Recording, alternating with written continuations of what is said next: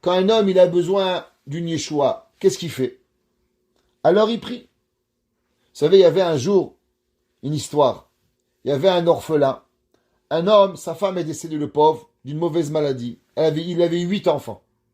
Alors, vous savez, je ne sais pas si vous avez déjà eu devant vous des orphelins, Dieu préserve. Il y a quelque chose qui leur manque. Jusqu'à toute leur vie, vous savez, astralopithèques. Ils sont toujours à moitié, à côté de quelque chose. Il leur manque quelque chose, c'est une réalité. Alors, à l'école, si une moraille, je ne sais pas, j'en ai des morottes ici qui ont connu des orphelins, ils sont toujours en retard, il leur manque un papier, il leur manque un stylo. Ils sont toujours à côté, un coup de retard dans les échecs. Toi, tu as fait 3 tours et ils sont encore au premier tour. Toi, tu as déjà commencé à faire les mathématiques et ils sont encore avec le fromage du matin. Ils sont pas là. Alors, il y avait un jour un papa, il a perdu sa femme, le pauvre. Alors, il avait une voisine qui était gentille, qui l'aidait avec les enfants. Alors, un jour, il appelle, il dit, Madame, vous savez, j'ai le rabbi de mon fils, il m'a appelé, ça va très très mal, je sais pas quoi faire, vous voulez aller à ma place? Alors la femme a dit, ok, je vais aller pour vous. Avant de partir, elle va et dit, mais qu'est-ce que je vais faire? Avec qui je vais aller?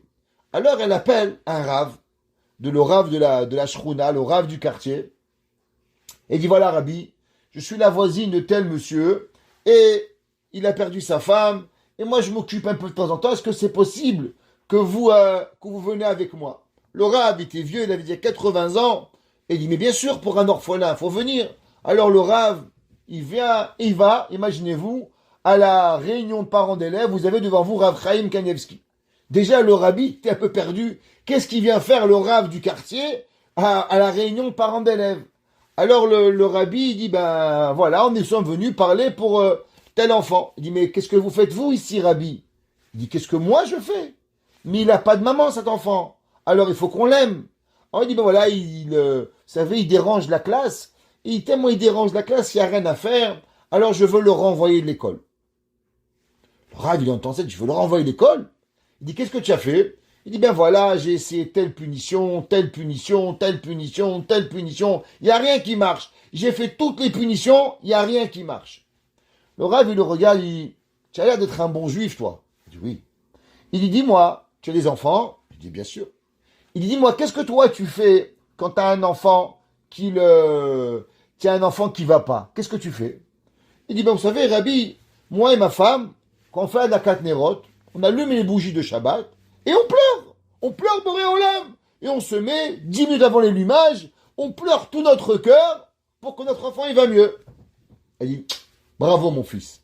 Dis-moi, et pour lui, tu as déjà pleuré? Il dit, non, mais c'est pas mon fils. Elle dit, c'est pour ça qu'il ne peut pas apprendre chez toi à Torah. Parce que toi, tu l'as jamais pris pour ton fils. Et tu sais quoi maintenant? Toi et moi, on va se mettre une demi-heure, on va pleurer pour lui. Il dit quoi? Il dit oui. Le rave, il sort 2 Teilim. Il dit un pour toi, un pour moi. Il dit bien maintenant, toi et moi, on va faire Teilim. Et on va pleurer pour cet enfant. Et quand on aura fini de pleurer, on va voir que demain, il va changer. Et le rave, il se met, il commence Teilim et il pleure. Et le rabbi de l'école, il voit le rave en pleurs. Il se dit, il se retient pas, alors lui aussi il pleure. Et les deux ils pleurent, et les deux ils pleurent, et les deux ils pleurent. À la fin, il remet le Teilim, il reprend le Teilim, il dit, bon maintenant, c'est quoi le problème? Il dit, je pense qu'il n'y a plus de problème, on a résolu le problème. Il lui dit que tant que j'avais pas pleuré pour l'enfant, alors je voyais que des problèmes. Maintenant que j'ai pleuré pour l'enfant, alors automatiquement, j'ai retrouvé toutes les solutions. La vie, elle a fait que l'enfant, il avait été dans le couloir quand il avait écouté ses pleurs. Et malheureusement, après, l'enfant, il a quitté la Torah. Il est allé à New York, il est devenu pas religieux. Quelques années plus tard, l'enfant, il est revenu à la Torah et il a rencontré la madame. Et la madame lui a dit, on m'avait dit que tu avais quitté la Torah. Il dit, c'est vrai. Mais chaque fois que je fermais les yeux, je me rappelais les pleurs du rabbi, qu'il avait pleuré pour moi. Ces pleurs du rabbi m'ont ramené à la Torah. Et aujourd'hui, je reviens à la Torah grâce aux pleurs du rabbi.